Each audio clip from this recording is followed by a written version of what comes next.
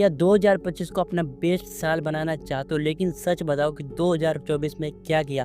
बड़े बड़े सपने देखे पर छोटी छोटी गलतियों ने तुम्हारा टाइम और एनर्जी को दोनों को बर्बाद करके रख दी है ना।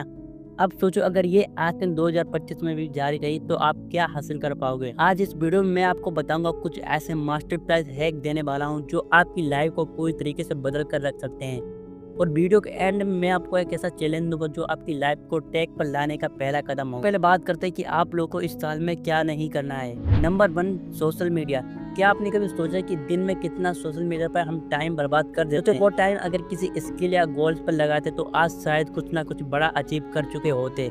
लेकिन सच यही है कि फालतू की स्क्रॉलिंग हमारे सपनों का सबसे बड़ा दुश्मन बन चुकी है। मैं आपको बताने वाला हूँ कि इस वायरस के ट्रैप से कैसे बाहर निकलना है। सोशल मीडिया को डिजाइन इस तरीके से किया गया कि आपको जितना हो सके ज्यादा बर्बाद किया जाए। रील्स पर रील्स देखते रहते हैं, एक वीडियो खत्म होता नहीं, दूसरा वीडियो शुरू हो जाता है। और जब हमें होश आता है तो 1 घंटा से 2 घंटा और पूरा दिन निकल चुका होता है। और जब टाइम खत्म हो जाता है तो रियलाइज होता है कि आपने अभी तक अपने गोल्स के लिए कुछ भी नहीं किया। अब इसे रोकने का तरीका सुनो। सोशल मीडिया का टाइम लिमिट सेट करो। हर दिन 30 मिनट या फिर 1 घंटा का टाइम फिक्स करो। उसके बाद एक ऐप्स बंद करो, फालतू के अकाउंट्स को अनफॉलो करो। सिर्फ एक अकाउंट को फॉलो करो जो आपको सीखने या फिर इंस्पायर करने में मदद करे। स्क्रॉलिंग की जगह सीखो। जितना टाइम रील्स पर स्क्रॉल करने में लगाते हो उतना टाइम कोर्स या किताबें पॉडकास्ट में सुनने में लगाओ। फोन जोन बनाओ। सोने से पहले 1 घंटा और सुबह उठने से पहले 1 घंटा फोन को मत छुओ।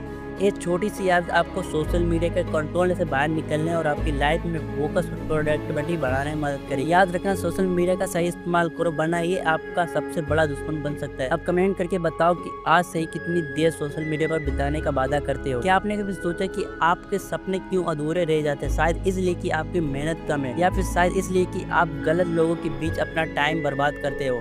निगेटिव लोग, ये वो लोग होते हैं जो आपके सपनों को मजाक उड़ाते हैं और आपको यकीन दिलाते हैं कि आपसे कुछ भी बड़ा नहीं हो सकता। आज मैं आपको बताऊंगा कि ऐसे लोगों से बचना क्यों जरूरी है। बड़ा सपना है, जैसे ही आपने इसे अपने दोस्तों या फिर रिश्तेदारों से शेयर की तो कोई कहता है कि तू नहीं कर सकता है, ये तेरे बस की बात नहीं है। अब सोचो, अगर यही बात बार बार सुनोगे तो क्या होगा। धीरे धीरे आपका आत्मविश्वास खत्म हो जाएगा। निगेटिव लोग यही करते हैं, वो अपने डर और नाकामी को अपने सपनों पर थोप देते हैं, लेकिन असल में उनकी बातों की और आपकी सच्चाई में कोई लेना देना नहीं होता है। तो आप क्या करना चाहिए? ऐसे लोगों से दूरी बना लो। ये कड़वा है मगर सच है। लेकिन अगर कोई बार बार आपकी तरक्की में रुकावट डाल रहा है तो उसे अपनी लाइफ से हटाना ही बेहतर है। सपोर्टिंग लोगों के साथ रहो। ऐसे लोगों को ढूंढो जो आपके सपनों को समझते हैं और जो आपको मोटिवेट करते हैं। अपने गोल्स पर फोकस करो। निगेटिव लोगों से बचने का सबसे आसान तरीका है कि अपने विजन पर इतना फोकस करना कि बाकी के लोगों की आवाज आपके कानों तक ना जाए। याद रखो, निगेटिव लोग सिर्फ आपके टाइम और एनर्जी को बर्बाद करते हैं और साल 2025 में आपको इन दोनों से बचकर रहना है। तो अभी क्या करें?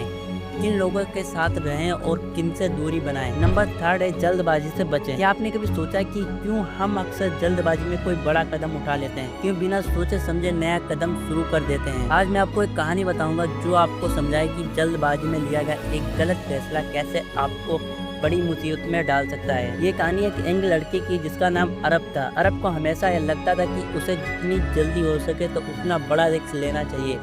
एक दिन उसने बिना किसी रिसर्च के एक बिजनेस शुरू करने का फैसला किया। उसने देखा था कि कुछ लोग ऑनलाइन मार्केटिंग में अच्छा पैसा कमा रहे थे, तो तभी उसने वो रास्ता अपने लिए चुना। पर वो भूल गया था कि हर बड़े फैसले से पहले रिसर्च करना बहुत ही जरूरी है।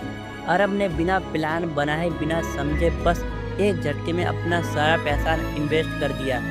शुरुआत में सब अच्छा लग रहा था, लेकिन धीरे धीरे उसे समझ में आया कि उसको जो उम्मीद थी वैसा कुछ भी नहीं हुआ। मार्केट को बिना समझे उस पर इन्वेस्ट करना बेवकूफ़ी वाला काम है और ये आपका बहुत ही बड़ा रिस्क हो सकता है। तो क्या सीखने को मिलता है इस कहानी से? कभी ना कभी किसी बड़े फैसले को बिना रिसर्च के मत लो।